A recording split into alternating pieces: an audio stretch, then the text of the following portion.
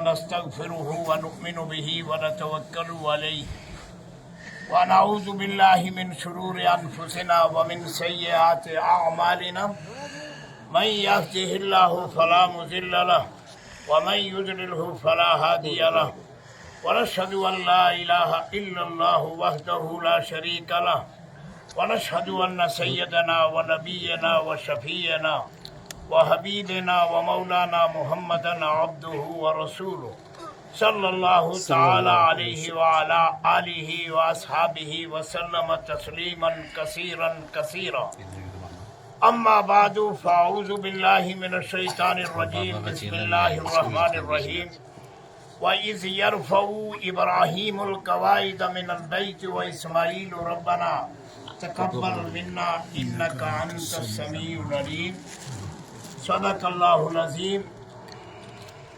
وہ معزز تھے زمانے میں مسلمان ہو کر، وہ معزز تھے زمانے میں مسلمان ہو کر، اور ہم خوار ہوئے تاریخ قرآن ہو کر۔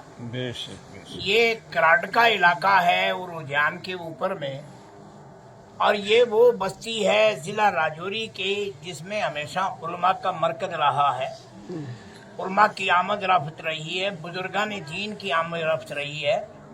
یہاں قریب میں حضرت سائیں لال دین رحمۃ اللہ علیہ قیام پذیر تھے، اور یہ وہ علاقہ ہے جس میں حضرت مولانا عثمان ترالوی اور حضرت مولانا اسماعیل زبی اور حضرت مولانا انور شاہ صاحب سوکڑ والے اور حضرت مولانا عبدالرحیم صاحب اور حضرت مولانا عبدالحفیظ صاحب بڑے بڑے اکابر اس علاقے میں گزرے ہیں جنہوں نے یہاں دین کی خدمت کی ہے۔ مجھے بڑی خوشی ہوئی اس علاقے میں جو محنت ہوتی رہی۔ یہاں ایک علماء کی کثیر تعداد ہے، جماعت ہے، لیکن وہ کام نہیں ہو رہا تھا جو ہونا چاہیے تھا۔ جو کام ان علماء کا تھا وہ نہیں کر رہے تھے۔ دیر آیت درست آیت، دیر آیت درست آیت، اگر دیر کے بعد آئے ہیں اور مجھے یقین ہے کہ آپ لوگ کام کرو گے۔ ایک زمانہ تھا 1980 میں جب میں نے ریاست جموں کشمیر کا دورہ کیا تو لے کر میں نے اپنی راجوری سے، پنچ سے لے کر، کٹھوا سے لے کر، بلیس کے بارڈروں سے لے کر، بھونجوا سے لے کر، اور کیا کہتے ہیں چھاترو سے لے کر، اور کیا کہتے ہیں مڑوا دچھن سے لے کر، اور ڈیکسم سے لے کر، اور کیا کہتے ہیں اس کو اوڑی سے لے کر کرناس تک، اور پوری کشمیر کا دورہ کیا۔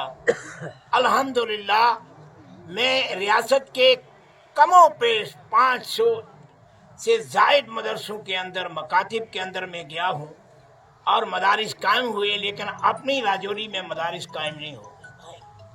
لیکن میں نے اللہ سے آخری وقت میں ایک دعا کی کہ یا اللہ یہ شہر، یہ ضلع اس سے محروم رہ گیا، اب مجھے لگتا ہے کہ اللہ یہ موقع دے گا کہ راجوری کے ہر گاؤں میں ایک ادارہ ہوگا، کہو انشاءاللہ۔ راجوری کے ہر گاؤں میں ایک ادارہ ہوگا، اور وہ قرآن کی تعلیم کے لیے ہوگا۔ مجھے بہت اچھا لگا لوگ کتنا تعاون کرتے ہیں۔ وہ ائمہ حضرات جو کہتے ہیں ہمیں تم پیسے دو تو ہم بچوں کو پڑھائیں گے۔ مولوی محمد حسین کی ایک بات مجھے بہت اچھی لگی، اور یہی علماء کا وراثت ہوتی ہے کہ انہوں نے چپ کر کے یہاں بیٹھ کر پڑھانا شروع کر دیا، اور چند لوگوں نے ان کی مدد شروع کر دی۔ آپ دیکھیں گے کہ آپ ان چند لوگوں کی مدد کی بنا سے آج آپ نے 2 حافظوں کی دستار بندی کی ہے نا، اور بچی بھی کوئی حافظ ہوئی ہے، ایک بچی بھی حافظ ہونے والی ہے۔ ایک زمانہ وہ تھا کہ پورے کشمیر میں کوئی حافظ نہیں تھا، بے شک، اور آج سینکڑوں حافظ ایک سال کے اندر کشمیر کے مدارس سے نکلتے ہیں، سینکڑوں حافظ۔ اور وہ وقت دور نہیں راجوری والوں، اگر اس سے پہلے پوری کشمیر کے اندر مدارس کا وجود آیا، اب راجوری کے ہر گاؤں میں انشاءاللہ مدرسہ آئے گا اور ہوگا اور کام ہوگا۔ پڑھو لا الہ الا اللہ محمد رسول اللہ۔ یہ اس علاقے کی کریم بیٹھی ہے، یہاں یہ سارے علاقے کی کریم بیٹھی ہے۔ برکت عطا فرمائے, آمین یا اللہ. اللہ آپ کے جلسے کو ترقی عطا فرمائے, آمین. مولانا نے مدرسے کا نام کتنا اچھا رکھا, فلاح دارین. فلاح دارین, دارین آخرت کی فلاح. کس کی؟ مولانا شہاب الدین صاحب. آپ کو نہیں پتا مولانا شہاب الدین کون آدمی ہے؟ یہ تو میں جانتا ہوں. یہ تو ہمارے بڑے بڑے اکابرین کے شاگرد ہیں. یہ تو میری شادی کے دوست بھی ہیں, شادی کے بھی دوست تھے, تعلیمی کے بھی دوست تھے. مولانا شہاب الدین نے یہاں امامت بھی کی ہے, اور اس کی برکت سے آج ایک مدرسہ چودھری صاحب, آج ایک مدرسہ وجود میں آ گیا ہے. وہ اس وقت کی دعائیں کام کر گئی. میرے دوستوں, کراچی والوں, آج تمہارے بڑے بڑے ڈاکٹر ہیں, بڑے بڑے افسر ہیں. ڈسٹرکٹ ہاسپٹل میں جاؤ تمہارے ڈاکٹر, جموں میں جاؤ تمہارے ڈاکٹر, اور بڑے بڑے افسر ہیں تمہارے. لیکن تمہاری قیمت اس دن بنے گی جس دن تمہارے گھروں میں, ہر گھر میں قرآن پاک کا حافظ ہوگا. اللہ سے دعا کرو, اے اللہ قرآن کو ہماری بستیوں میں زندہ فرما دے. لا الہ الا اللہ. مجھے مولانا محمد حسین بات کہہ رہے تھے, کہتے مولانا چندہ نہیں کرنا. میں نے کہا کیوں؟ اس کو پتا ہے نا یہ مدرسے کو چندہ کروا دیتا ہے. میں نے کہا میں نہیں کروں گا, اس لیے کہ تیرا بھروسہ خدا پر ہے. کس کا بھروسہ؟ کس پر ہے؟ خدا. اور میں نے کہا اگر تیرا یہ بھروسہ ہو گیا ہے کہ اللہ خود بھیجے گا تو یہ لوگ خود ہی تمہاری مدد کریں گے. سبحان اللہ. بے شک. یہ کوئی آدمی نہ سمجھے کہ میں پیسے دوں گا مدرسہ چلے گا. پہلے ایمان آیا, بلال کے قلم میں آیا, اور بلال نہیں پڑھا لا الہ الا اللہ. بلال کے 14 طبق روشن ہو. بلال کے پیسے پہ ناز مت کرو, قرآن پہ ناز کرو. ابھی مولانا کیا کہہ رہے تھے؟ انا نحن نزلنا الذکر وانا لہ حافظین. خدا کیا کہتا ہے؟ یہ قرآن میرا ذکر ہے. کس کا ذکر ہے؟ بولو میرا. آپ قرآن پڑھتے ہیں, آپ قرآن کو دیکھتے ہیں تو کس کو دیکھ رہے ہو؟ خدا کو دیکھ رہے ہو. کس کو دیکھتے ہو؟ خدا کو. وہ دیکھو, تم خدا کو دیکھنا چاہتے ہو, قرآن کو دیکھ لو. اور تم میرے محمد کو دیکھنا چاہتے ہو تو قرآن کو دیکھ لو. کس کو دیکھو گے؟ حضرت عائشہ سے کسی نے پوچھا کہ پیغمبر کے حالات بتلا دو. حضرت عائشہ نے فرمایا قرآن کھولنا, قرآن کے ہر ورقے پر محمد کا حسن بکھرا ہوا ہے. پڑھو لا الہ الا اللہ. قرآن کے ہر ورقے پر پیغمبر کا حسن بکھرا ہوا ہے. قرآن دیکھا, میرے نبی کو دیکھا, اس لیے کہ پیغمبر نے کبھی قرآن کی خلاف ورزی نہیں کی. قرآن کس پر نازل ہوا ہے؟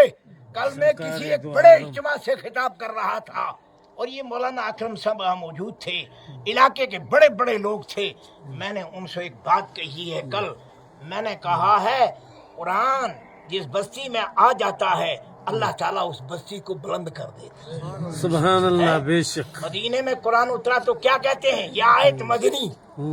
مکے میں اتری تو کیا کہتے ہیں؟ مکی. مکی. اور مدینے کی ہر چیز عظمت والی ہو گئی. بے شک. اس لیے مدینے کو عظمت تب ملی جب عظمت والا نبی مدینے میں آ گیا. سبحان اللہ. ارے مدینہ بہتر ہے, مکہ بہتر ہے. امام مالک کہتے ہیں اللہ امام مالک کی قبر پر کروڑوں رحمتیں نازل فرما دے. آمین. فرمایا مدینے میں حضور آئے. مدینے میں پہلے بخار آتا تھا, پریشانیاں آتی تھی. جب مدینے والوں نے حضور کو جگہ دی اور مدینہ اتنا عظمت والا ہو گیا. فرمایا مدینے والے لوگوں نے قرآن کا ساتھ اور پیغمبر کا ساتھ دیا, وہ مکے سے زیادہ بہتر ہے. کس سے زیادہ بہتر ہے؟ مکے سے. آپ مکہ بھی عظمت والا, مدینہ بھی عظمت والا. مکے میں بھی قرآن اترا ہے, مدینہ میں بھی قرآن اترا ہے.